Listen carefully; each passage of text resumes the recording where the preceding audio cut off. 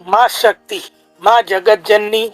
હવે શબ્દની આગળ આપણે વાત કરીએ, શક્તિ શબ્દની આગળ માં વપરાય છે. માં શક્તિ જે આ જગતજનની છે, આપણે સૌ કહીએ છીએ, જેને ચામુંડા, અંબિકા, જગદંબા, અનેક અનેક નામોથી, દુર્ગા, એવા અનેક નામોથી આપણે તેને પૂજીએ છીએ, જાણીએ છીએ. અને સમગ્ર સંસારમાં અનેક દેવી બિરાજમાન છે. હવે વાત આવે કે ભાઈ આ માં શક્તિ કોણ છે? તો જે આપણે જે દેવીઓને પૂજીએ છીએ તે ત્રણ મહાશક્તિ, જે ત્રણ શક્તિ સ્વરૂપા દેવી છે સંસારમાં, તેના અલગ અલગ રૂપ છે. ત્રણ કઈ દેવી? તો એવું કહે છે કે દેવી માં સરસ્વતી, દેવી મહાલક્ષ્મી અને દેવી મહાકાલી. આ ત્રણ પ્રકારની માની શક્તિ છે. એક છે રજોગુણ છે, તેમાં સરસ્વતી છે. સત્વગુણ છે, તેમાં લક્ષ્મી છે. અને તમો ગુણ છે, તેમાં કાલી છે. આ ત્રિગુણ, આ ત્રણ પ્રકારના સંસારમાં ગુણ છે, એ આ માં શક્તિની દેન છે. આ ત્રણ પ્રકારની જે દેવી છે તે બ્રહ્મા, વિષ્ણુ અને મહેશની સાથે છે. આ ત્રણેય દેવી પૂરા સંસારમાં, એવું કહેવાય કે આપણે અનેક લોકો આપણે જાણીએ છીએ કે અનેક અનેક માતાજીને પૂજતા હોય છે. ઘણા લોકો સરસ્વતી માતાને, માં લક્ષ્મીને અને માં કાલીને પણ પૂજે છે. સાથે અનેક અનેક તેમના સ્વરૂપો છે તેને પણ પૂજતા હોય છે. અનેક અનેક નામો માતાજીના જગતમાં છે. હજારો દેવીઓ ઉત્પન્ન થયેલી છે. એટલે આ જે માં, આ ત્રણ શક્તિ છે ને, તેણે અલગ અલગ સમયે અલગ અલગ રૂપ ધારણ કર્યા હતા. ચાહે દેવોના, ચાહે મનુષ્યોના, ચાહે ઋષિ મુનિઓના કાર્ય કરવા આ જ ત્રણ દેવી શક્તિઓએ અલગ અલગ રૂપ ધારણ કરી અને પોતાની માયા આ સંસારમાં રાખી છે અને લોકોનું રક્ષણ કર્યું છે. એ આ ત્રણ દેવી જ મેન છે. અને તેના જે અલગ અલગ સ્વરૂપ, જે આપણા પોતાના ઈષ્ટ દેવી હોય છે, જે આપણી કુલ માતા કહીએ છીએ, તે અલગ અલગ હોય છે. પરંતુ આ ત્રણ માં જે શક્તિ છે તેના જ અલગ અલગ સ્વરૂપ છે. જો હવે ખરેખર આવો પ્રશ્ન તમામને થાય કે ત્રિદેવીની, ત્રણ શક્તિઓની આપણે વાત કરી કે સમગ્ર સંસારમાં, પરંતુ રહસ્યની વાત અહીંયા એવી છે કે આ ત્રણ દેવી પણ એક માં શક્તિમાંથી ઉત્પન્ન થઈ છે અને પ્રકટ થઈ છે. આપણે જે કઈ કહીએ તે. તો એવું કહે છે કે સૌથી પહેલા સંસારમાં કયા દેવી હતા? આ ત્રિદેવી એક સાથે પ્રગટ થયા કે નહીં એ આપણે જાણવું હોય તો સૌથી પહેલા સંસારમાં જે દેવી પ્રગટ થઈ છે ને, તેને આપણે જાણવી જોઈએ કે સમગ્ર સંસારને રચનારી દેવી, બ્રહ્માંડ સહિત આપણને જે કંઈ દેખાય છે, તારા, નક્ષત્રો, બીજું ત્રીજું, જે કંઈ અનેક બ્રહ્માંડો, જેની રચના જે દેવીએ કરી છે ને, એ મહામાયા છે. એટલે જ આને નામ આપ્યું છે માં શક્તિ. આપણે કહીએ માં એટલે લાગ્યું છે કે માં માયાથી જ આ સમગ્ર બ્રહ્માંડ, સમગ્ર જગત ઉત્પન્ન થયું છે. દરેક જગ્યાએ જીવ મૂક્યા. મારી તમારી તમામની અંદર જે ઓજસ અને અજવાળું છે, જે આપણે બોલીએ છીએ, તેમાં એનર્જી છે, એ બધું આ મહામાયાએ આપણામાં મૂક્યું છે. અને તેની દેવ જે સમગ્ર બ્રહ્માંડ. તો પહેલી દેવી આ મહામાયા ઉત્પન્ન થઈ હતી. તો કે કેવી રીતે? કે જ્યારે આ બ્રહ્માંડ જ્યારે વલોવાય ને, ત્યારે આપણે એમ કહીએ પ્રલય મચે છે, બરોબર છે. જેટલી જગ્યાએ જીવન હોય છે બધું સમગ્ર નષ્ટ પામે છે. અને ત્યારે એવું કહે છે કે સમગ્ર બ્રહ્માંડમાં બધું જળમગ્ન થઈ જાય છે. અને એનું જે કારણ જો આપણે જાણીએ ને, તો આપણે એવું કે ત્રણ ભાગમાં જે આ પૃથ્વી ઉપર પાણી બી છે ને, એ આ જળમગ્નની નિશાની, બરોબર છે. એટલે જળ તત્વ વધારે છે. તેમાં જ આ બધું વલોવાઈને ફરી સમગ્ર આપણી પૃથ્વી હોય તો તેનો ગોળો પાણીથી ભરાઈ જાય. હવે એવું કહે છે કે આ સમગ્ર બ્રહ્માંડમાં જ્યારે જળ મગ્ન થઈ જાય, ત્યારે જે આ દેવી છે ને મહામાયા, એ પૃથ્વીને લે છે અને જળમાંથી બહાર કાઢે છે અને ફરી તેનામાં જીવન અને પ્રાણ ભરે છે. આ મહામાયા અસલી છે. એવું કે જ્યારે આ જળ મગ્ન હોય ત્યારે શું હોય? તો કે ત્યારે એવું કહે છે કે ભગવાન વિષ્ણુ એ પોતાનો વિરામ કરી રહ્યા હોય છે. જે આપણને તેમની મુદ્રામાં આપણે તેમને જોઈએ છે, એ આ મહામાયાના ખોળામાં જ પોતાનું મસ્તક મૂકી અને આરામ વિશ્રામ કરે છે. અને આ માયાની એક એવું કહેવાય કે યોગ નિંદ્રામાં ભગવાન વિષ્ણુ છે એવું કહેવાય.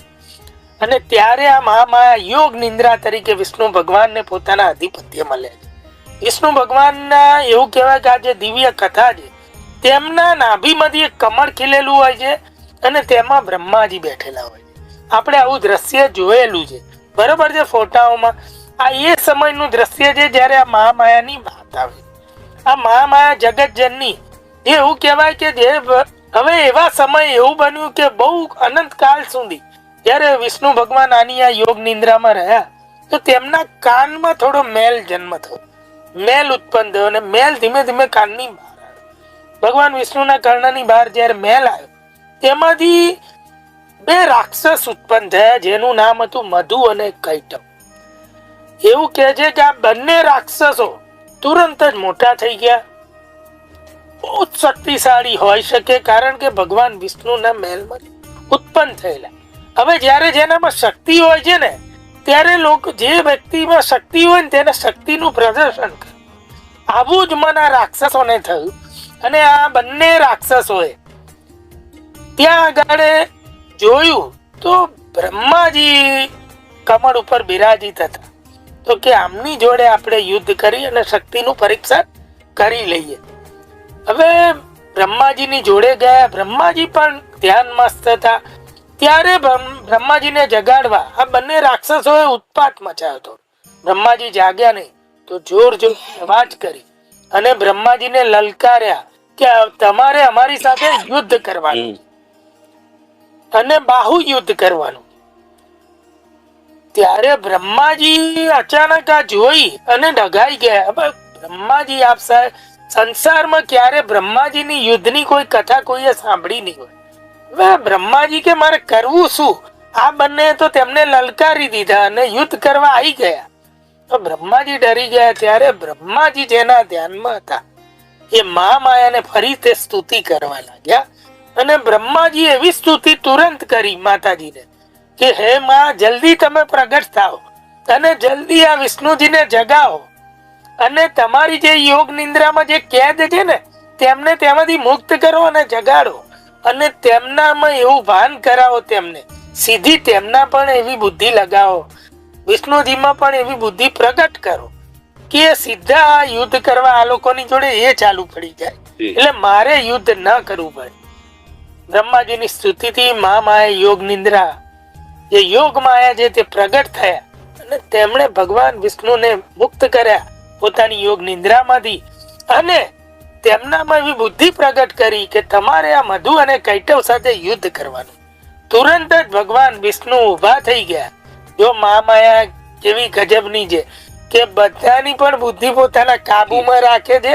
જો ભગવાન વિષ્ણુ અને બ્રહ્માજી દેવી દેવતાઓની બુદ્ધિ કે મોટા મોટા યોગ પુરુષોની બુદ્ધિ કે મનુષ્યોની બુદ્ધિ આ બધી તેમના કાબુમાં રાખે. આ મહામાયાએ પોતાનો પરચો આપ્યો.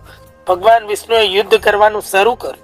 મધુ અને કૈટવ સાથે એવું કહેવાય છે કે હજારો લાખો વર્ષ યુદ્ધ ચાલ્યું કારણ કે તે પણ તેમના જ કર્ણમાંથી એક અંશ રૂપે ઉત્પન્ન થયેલ.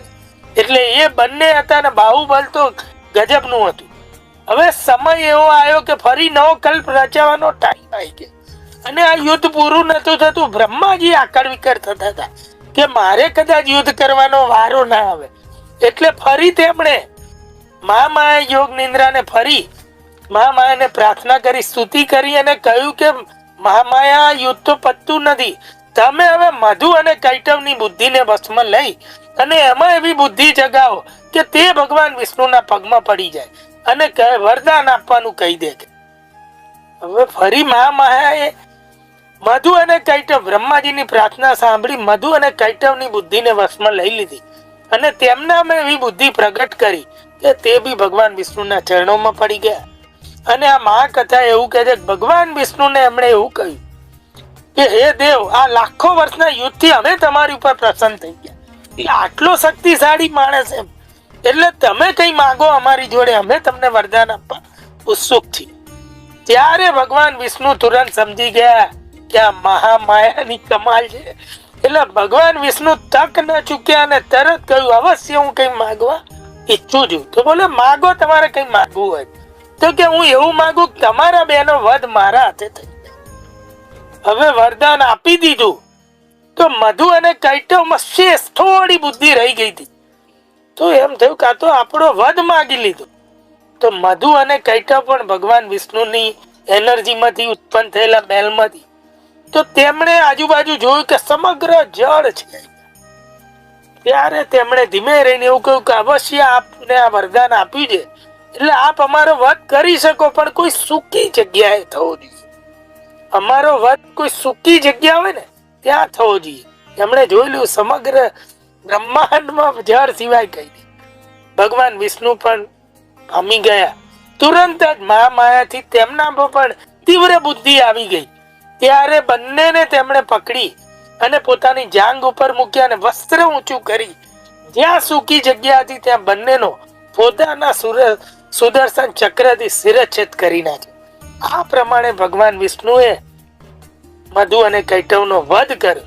હવે આ જે મહામાયા છે ને તેમાંથી જ આ ત્રિદેવી પ્રગટ થયા છે. એવી રીતે બ્રહ્મા, વિષ્ણુ અને મહેશ જેને પૂજે છે તેની જોડે આ ત્રણ દેવીઓ જે આવી છે, સરસ્વતી, લક્ષ્મી અને કાલી, ત્યાં મહામાયાના ત્રણ તેજ છે, રજો, સત્વ અને તમસ. તેમાંથી ઉત્પન્ન થયેલી આ ત્રણ શક્તિઓ છે. એટલે ત્રણ શક્તિઓ એક સાથે પ્રકટ થઈ હતી આ મહામાયાની શક્તિ દ્વારા. એટલે સૌથી પહેલા દેવી પ્રગટ થયા આ મહામાયા.